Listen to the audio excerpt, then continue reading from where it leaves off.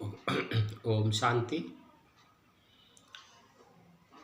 मित्रों, आज जो टॉपिक है वो है दुर्गा सप्तशती पर। मित्रों, वर्ष में वैसे तो 4 नवरात्रि माने गए हैं, लेकिन हमारे उत्तर भारत में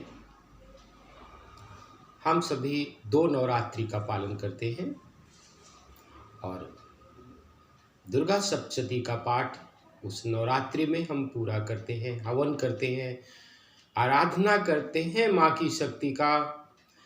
हम स्वयं यदि नहीं कर पाते हैं तो हम आचार्य जी को बुलाते हैं और आचार्य जी द्वारा उस पूजन को संपन्न करवाते हैं। मित्रों, दुर्गा सप्तशती श्री नारायण अवतार व्यास जी द्वारा रचित 18 पुराणों में से मार्कंडेय पुराण से ली गई है।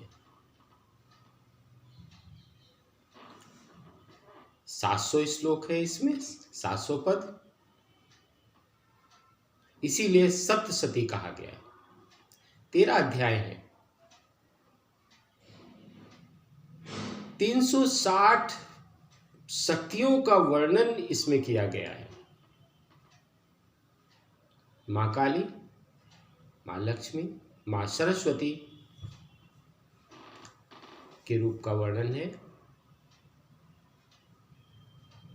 तो मित्रों, आज हम आपको बताने जा रहे हैं कि किस अध्याय को करने से क्या फल प्राप्त होता है। तो यदि हम बहुत मानसिक चिंता में हैं, मेरा मस्तिष्क नहीं लगता है किसी काम में, तो हम दुर्गा सप्तशती के पहले अध्याय का पाठ करें।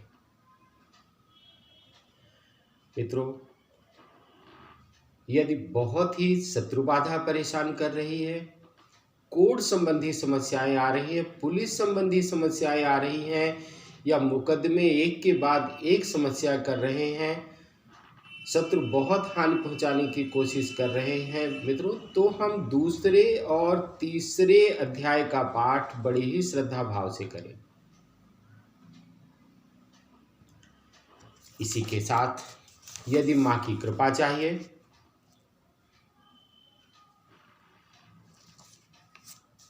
लगता है कि माँ मुझ पर कृपा करे और वह जो भी करेगी वह सब अच्छा होगा, तो हम तीसरे अध्याय का पाठ करें। तीसरे अध्याय का पाठ माँ की कृपा प्राप्त करने के लिए किया जाता है। यदि बहुत दुख है, एक के बाद एक दुख आते ही चले जा रहे हैं, समस्या का समाधान ही नहीं मिल पा रहा है,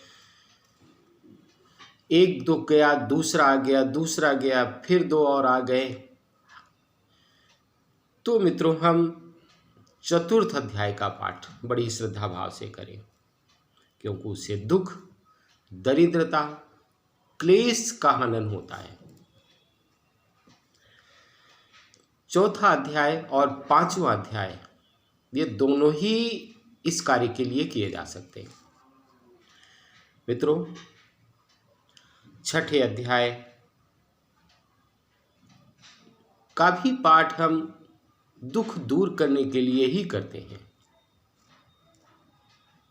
यदि कोई भी मनोकामना है कि अच्छा मेरा विवाह हो, अच्छी मुझे जॉब मिले, मकान की इच्छा है, या कोई भी मनोकामना है, उसको पूरा करने के लिए हम 7वें अध्याय का पाठ करें।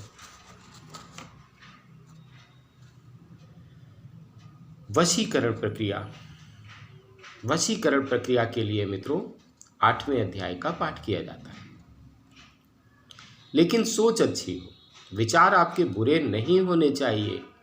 जो भी आप प्राप्त कर रहे हैं उसके प्रति आप अच्छी भावना रखें। 9वें अध्याय और 10वें अध्याय का पाठ संतान की इच्छा है, आपकी संतान अच्छी राह पर नहीं चल रही है, उसकी उन्नति नहीं हो रही है, घर में बरकत नहीं हो रही है, काम में बरकत नहीं हो रही है, कर्ज बढ़ रहा है या समस्याएं आ रही हैं, तो आप 9वें और 10वें अध्याय का पाठ करें। आपको बहुत भौतिक सुख चाहिए, गाड़ी भी हो, मकान भी हो, सारी सुख सुविधाएं हों, तो आप 11वें अध्याय का पाठ मित्रों बड़ी ही श्रद्धा भाव से करें। राजनीतिक सफलता, मान सम्मान, समाज में स्थान, प्रतिष्ठा हो, इस कार्य के लिए यदि आप करना चाहते हैं तो आप 12वें अध्याय का पाठ करें।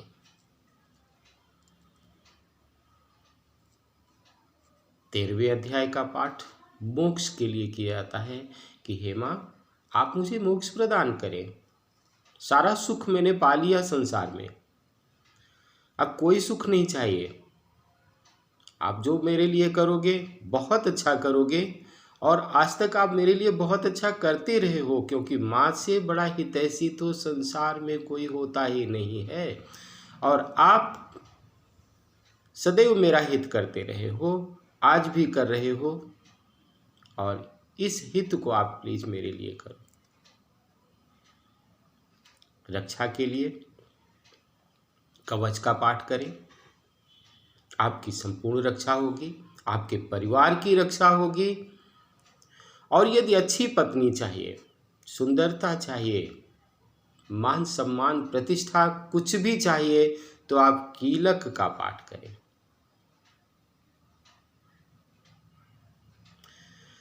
मित्रों, इस कार्य के लिए यदि सर्वोपरि माना जाए तो अर्गला पाठ है।